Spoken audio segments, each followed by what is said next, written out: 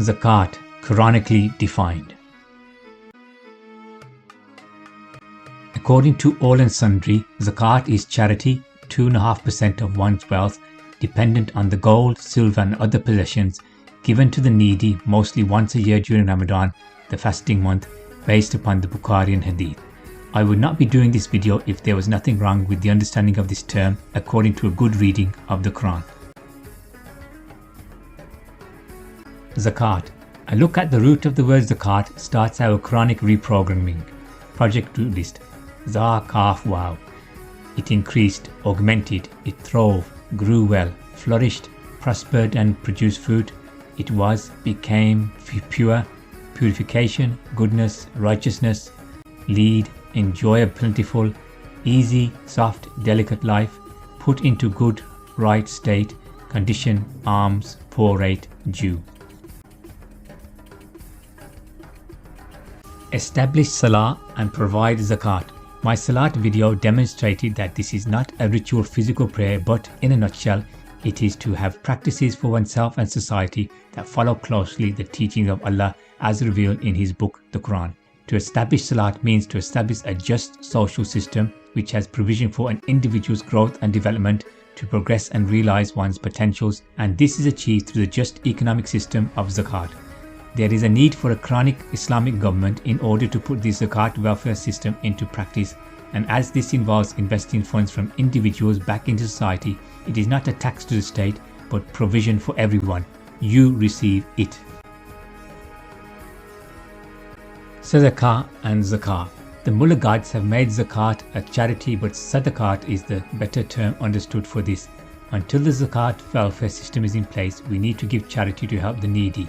These are the recipients, the needy, not the greedy or lazy.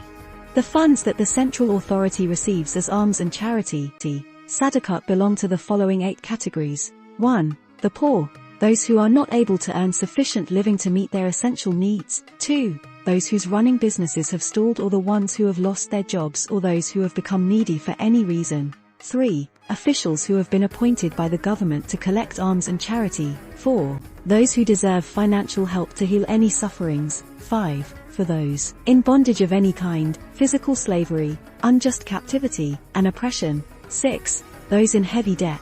7. Defense of the ideological state, in the cause of God. 8. The wayfarer who becomes needy, or travels to the believers in destitute condition, and the homeless son of the street. This is a duty from God. 4. God is knower, wise, and His commands are based on knowledge and wisdom. Charity or societal contribution.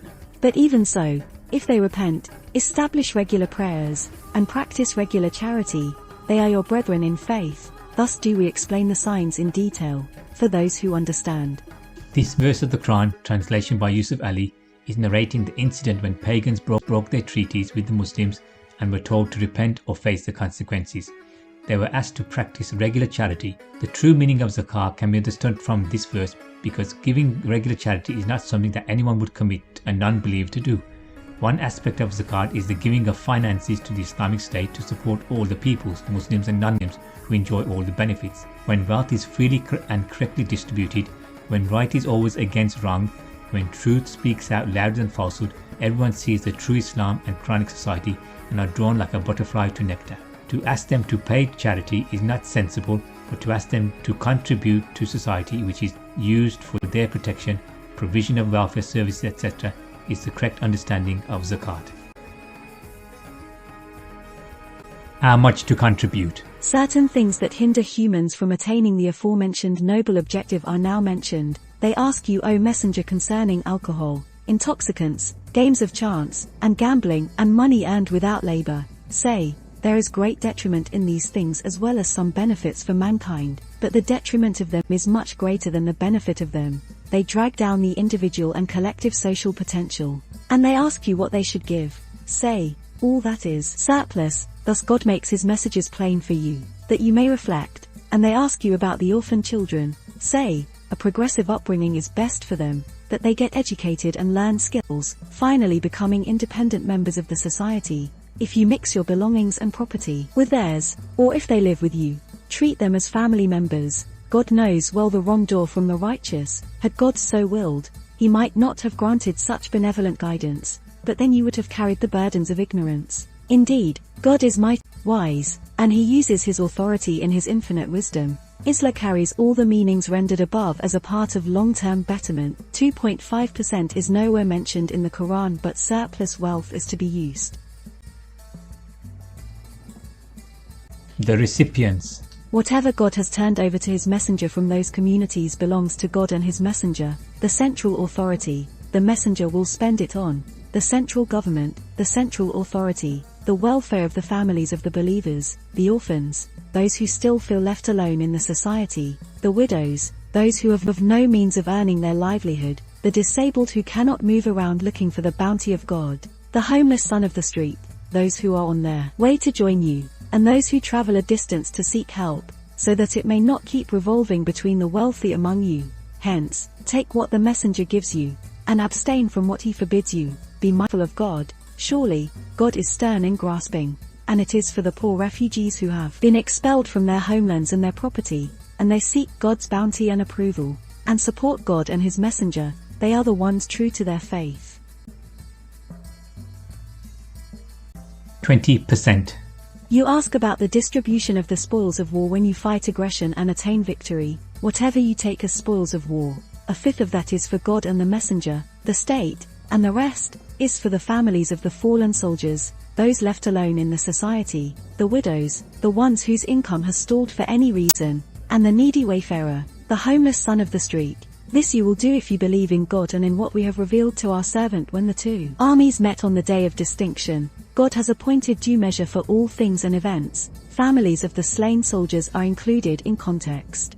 In this verse we have the 20% rate, a maximum given to the government which is used to run the Islamic State, the meaning of God and his messenger, and the rest distributed to the same needy mentioned in verse 59:7. This may well also be applicable when a taxation system is used, a 20% tax rate to reinvest in society, the due measure. Paid forward. Now we have looked at the relevant verses to understand the Quranic concept, understanding what zakat means, which is growth, purification, righteousness. We see that is far more reaching than simple charity. It is about creating a system that enables each and every one of the human beings on this planet to reach their full capabilities, an environment where they can develop their self, their personalities. This is undertaken by investing in society, providing good healthcare, education, a proper home, food, in essence a complete social and economic human-orientated welfare system termed Islam, for Islam is a system, not a religion. While the system is being set up, it may be necessary individually to help the needy with whatever money you do not need for your normal living to help them survive and develop. The phrase, to give them a helping hand, is most apt here. Food, clothing, home, liberty, freedom, humanity. Right acts. Muslims are said to be the most charitable based upon the mullah obligatory annual 2.5% donation, as well as numerous calls to help the needy. I would not mention that a vast percentage of the money donated does not go to those in most need but kept by the collectors, but that would be uncharitable of me to say. When studying the Quran, it becomes obvious that it wants to drag us out of our mental chains of ancestral beliefs to develop ourselves so that there would be no needy. Righteousness and exponential development of the self depends not on whether you turn your faces to east or west, but righteousness is that one has conviction in God, and the last day, and the angels, and the book, and the messengers, and that he gives his cherished wealth to family and relatives, orphans, widows, those left helpless in the society, and those whose hard-earned income fails to meet their basic needs, those whose running businesses have stalled, the ones who have lost their jobs, whose life has stalled for any reason, the disabled, the needy wayfarer, son of the street, the homeless, the one who travels to you for assistance, those who ask for help, and those whose necks are burdened with any kind of bondage, oppression, crushing debts, and extreme hardship of labor. And righteous are those who strive to establish the institution of salat and help set up the economic system of zakat. They are true to their pledge whenever they make one, and they remain steadfast in physical or emotional distress and in times of peril. It is they who have proven themselves to be true, and it is they who are living upright. Purifying oneself, paid forward. I am also inclined to understand the concept of zakat in its sense of purifying oneself of all false beliefs and practices. When we regularly read the Qur'an with full meaning and understanding, put everything into practice, create the just social system with salat, then we are able to negate the faults in our characters or rectify them. We turn away from mindless ancestral rituals and instead start doing righteous acts that benefit ourselves and others. Good deeds get Allah's reward by producing right results. That is why the above verses speak about charitable acts leading to zakat, which is purifying, a means by which we develop, grow and increase ourselves and others so we all blossom. Let us look at some relevant verses.